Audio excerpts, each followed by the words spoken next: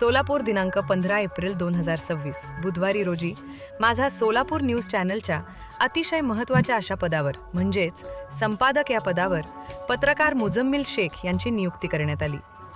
श्रमिक पत्रकार संघाचे अध्यक्ष माननीय श्री विक्रम बापू खेलबुडे यांच्या हस्ते मुजम्मिल शेख यांना पुष्पगुच्छ व नवीन ID कार्ड प्रदान करून सन्मान करण्यात आला. मुजम्मिल शेख यांनी आपला मनोगत व्यक्त करत मिळालेली संपूर्ण जबाबदारी कर्तव्यदक्षतेने पार पाडेल, आपल्या कामाप्रती निष्ठा इमानदारी बाळगतील याची देखील हमी दिली व सर्व मान्यवरांचे मनापासून आभार मानले.